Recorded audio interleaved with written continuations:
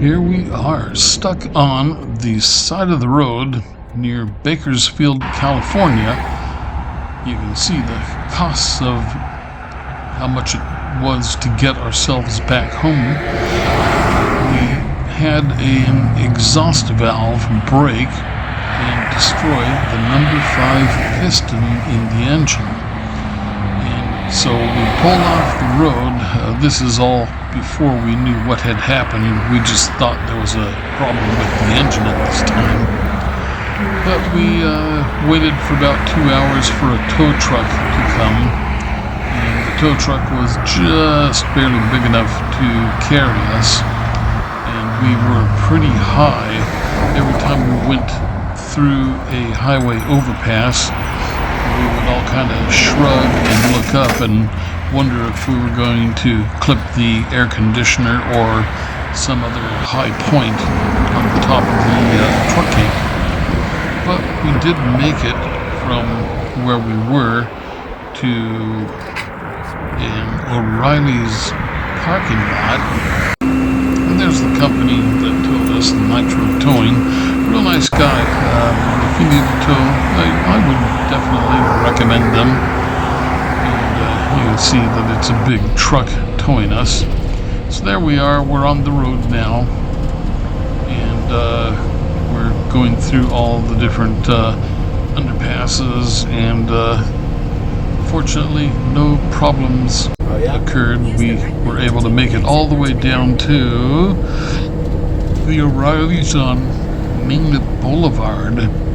And that is where we were going to stay for the next 7 days while we tried to figure out how to get ourselves home.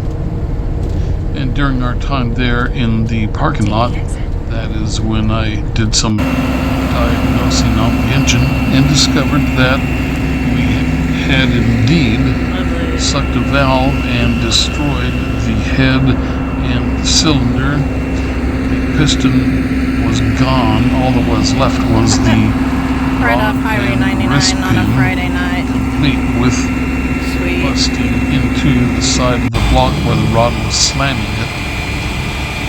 It's funny, the guy was lowering the truck camper off of his tow setup, and there was one point where the front wheels of his tow truck came up about 18 inches off the ground and was leaning a bit sideways to the right, and gotta say that we were a little worried about it. So later on that night, we were treated to a lot of police action, and apparently there had been demonstrations going on, and lots of people there, lots of police and spotlights. We never had any issues where we were staying.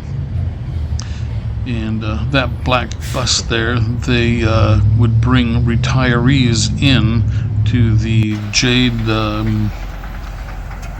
sushi Chinese restaurant. There is the tow setup, $4,700 for this. The Blue Ox, 12,500 pound rated. And then there's a $1,700 controller inside of the truck.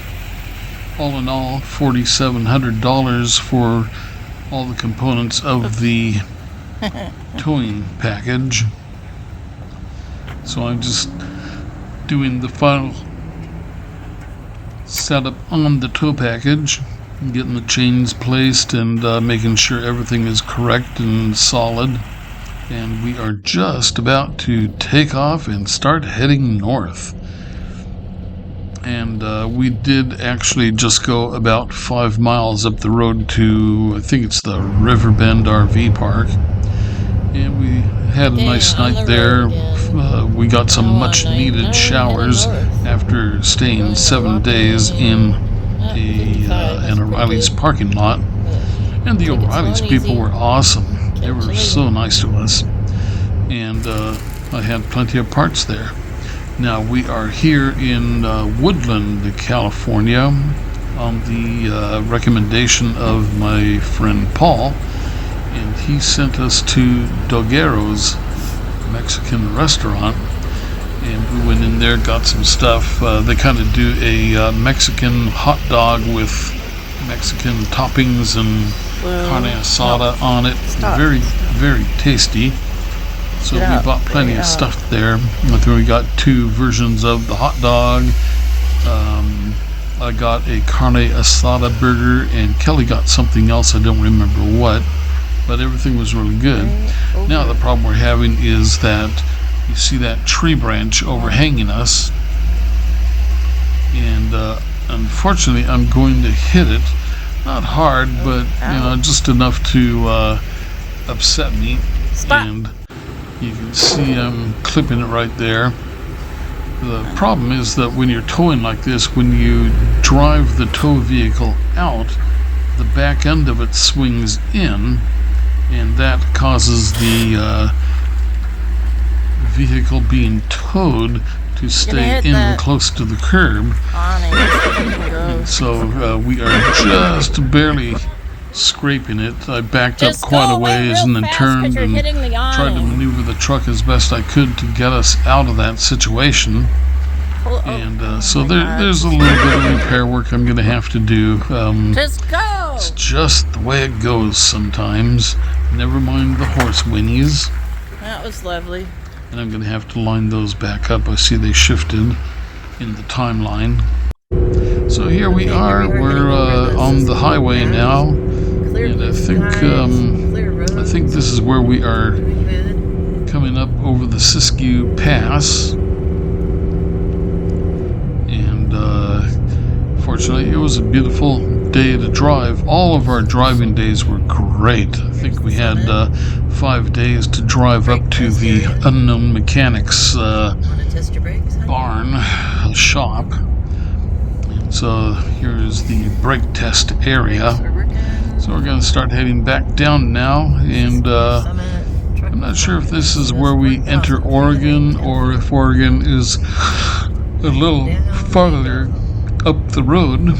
Excuse me. It's 7 in the morning, and I've not had a very good sleep tonight, so I got up and started making a video. So we are coming down the road here and trying to maintain our speed. I believe the speed limit is like 50 or so. There's a sign coming up, and it's going to tell me to slow down. You can see that I am, the sign tells me I'm doing 60 or so. So I've still got a ways to go before I have to slow down for the corner. And yeah, the corner of the sign says 50. I'm at 61 and still slowing down. And there we go, perceptively slower. So yeah, we're still driving north, and I think this is still California. That might be, but we're coming for north yet through the forest. And I think actually what's going to happen here pretty quick is Lake Shasta. And Lake Shasta is a pretty big reservoir. Really neat bridge that you drive across the reservoir. And now we are getting closer to the Unknown Mechanics. This is driving along the Columbia River on the Washington side, Highway 14, I believe. So we are passing the train, Burlington Northern, and it's a pretty long train. There's a lot of rail traffic along the river on both sides. On the Oregon side, it is Union Pacific, and the Washington side is BNSF, or we just call it Burlington Northern. It's all the old railroad names have merged together.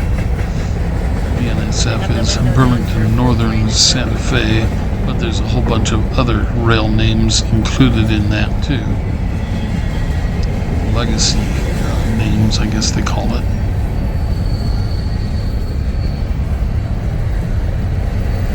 We're still cruising along here. We're going to be hitting about 5 tunnels in a row here pretty quick.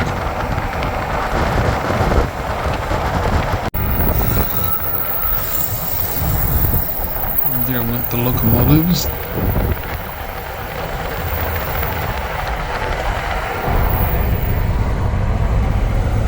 We're just still cruising along. I think it's Highway 14 on the Washington side of the Columbia River.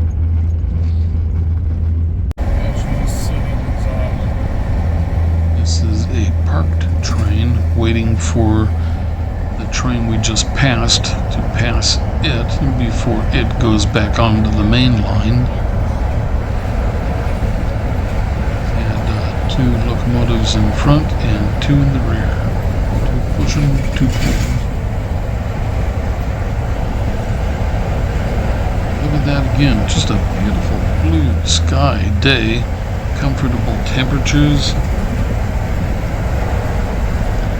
See, there's a whole bunch of turnoffs on the road here, and it's a very popular area with windsurfers, and so they pull off in all of these little turnouts, set up their gear, and they go out windsurfing or parasailing or whatever they call that.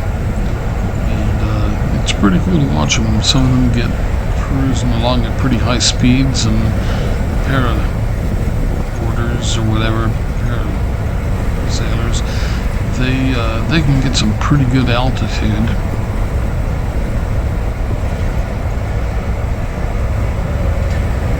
We are still driving along beside that train consist, and here are the 2 locomotives at the rear. And I believe that we are going to catch up to another train here shortly.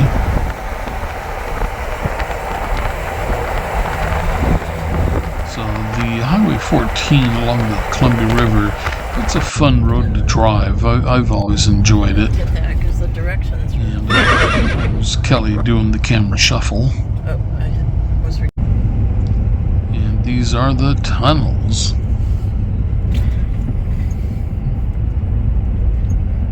And so the Columbia River is on the right, and there are several lakes that are on the left side, and one of them is called Drano Lake, and it has its own fish season and all that. The Columbia River has it in its own, and then Drano Lake has its own. It's a big popular place to fish for salmon, and there is a salmon hatchery in there, I believe, and so there's a lot of fish that are trying to return to that hatchery.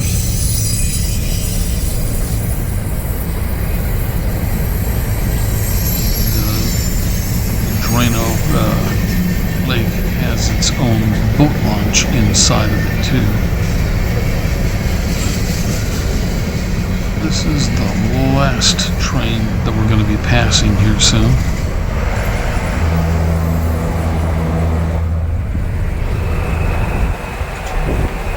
It'll take a little while to get past everything. These trains, they can be a mile long.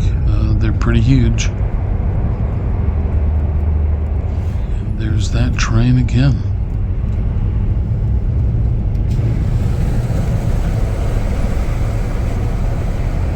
So I think that we have actually already passed Drano Lake.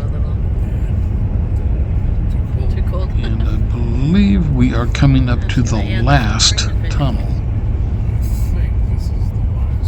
And soon after, we will reach our turnoff from Highway 14 to head up to the Unknown Mechanic property.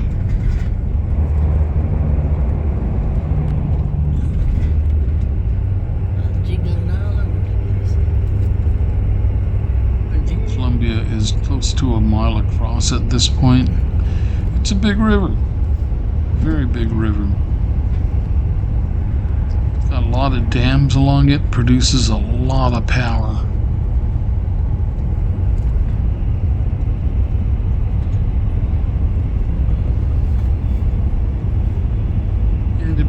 has a pretty big fishery. Salmon and other game fish, bass, walleye, all kinds of stuff in there. Sturgeon. There's another one of those little park turnouts for the windsurfers. Train Chasers. Episode 475. And another one. A lot of places for the windsurfers to pull off. Another 200. And the highest concentration of them is the area near Hood River.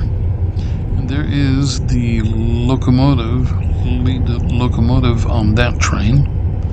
There's a big lumber yard here, and it's still in operation, I believe. So here we are. Made it to the Unknown Mechanics. And there he is right there, trying to offer directions to position the two trucks so that we can back them into the barn. Backing it into the barn didn't work though, and what we did actually end up doing was getting them close, getting the truck camper close to the doors, and then disconnecting everything, taking off the toe plates and putting back on the hook loops, the factory loops, and then lifting the truck front end with the excavator, and we were able to lift that up and then rotate the excavator and get the truck lined up to push right into the door, right into the shop. And the excavator pushed it in. Everything worked out really well. So this is about it. Gonna have to find a new engine for this truck and sell it. And then I'm going to look for a newer, about a 2015 F450, and set that up for the truck camper. So there's the truck, and here you see Archie and Poppy are just glad that we are at the end of the road. Okay, thanks for watching. I hope you enjoyed the video, and stay tuned to see what happens. I am looking for an F450 or 550 because they have bigger brakes, bigger load capacity, and the dual rear wheels for safety. All right, see you next time.